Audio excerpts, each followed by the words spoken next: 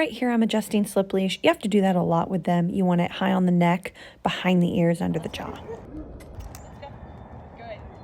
Lyric can be suspicious, and so I'm working really hard. See, I did kind of like a big dip down, bend my knees, move backwards to be really engaging.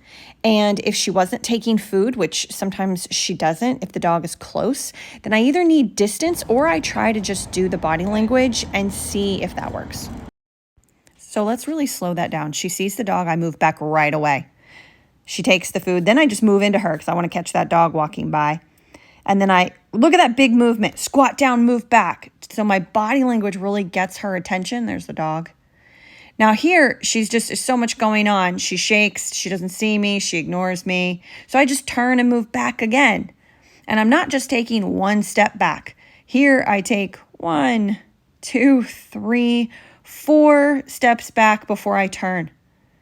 Now I move into her, I change it up. But my point is, even if you don't have a good turn, find a sidewalk so you have more structure and keep doing that movement backwards, even if they won't take food.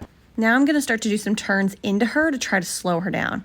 I put leash pressure back and I walk into the side of her. Now I'm moving pretty fast. I'm normally not moving this fast. This is because we just saw a dog and she's energized, okay? Normally I'm doing this at a slower pace. That's just my preference and training. Now look at that sniff. Beautiful sniff. She went from nervous, aroused, maybe about to bark, to sniffing because of all the work we did. Now I'm just switching it up because you should always switch it up. She showed improvement, so now I'm doing the Rockback food and turn and walk. I think slow motion is really important for learning, so let's look at this. Pressure back, and I turn and walk into her neck. This is not a semicircle, like a teardrop. I'm not curving around unless I felt like the dog had a hip issue or something. I'm walking through the dog. So wherever the dog was walking, that's what I'm now walking. I'm taking up the space that the dog was just walking. It's like I'm walking through her, okay? So it's pressure back and then walk into the neck. If you hit the shoulder, it's not going to land. She's going to be confused. She might move out and away from you. If you hit the head, then she might just sit or not turn properly with you. Your goal is to walk through where the neck is. It gives her enough guidance to turn her body, but also to get back and out of your way. I particularly love showing this because when she calmed down through that work, instead of being nervous and aroused, look at the curiosity I'm getting. For a dog that's nervous of other dogs and has been reactive, that's a huge win. I still redirected her with food because I don't want her leaving me, but it was a very positive, good job type of feel.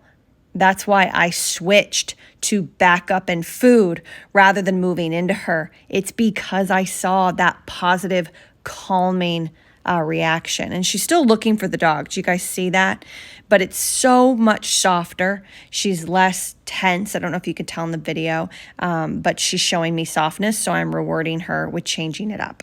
Now, heel is something Lyric has really been struggling with longer than some other puppies because she's so independent. And so I really started to move into her here every time she even creeped ahead of me or got distracted.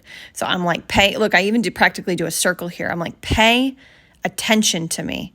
And look how it slows her down. Even if it's brief, it really slows her down and has her walk with me more.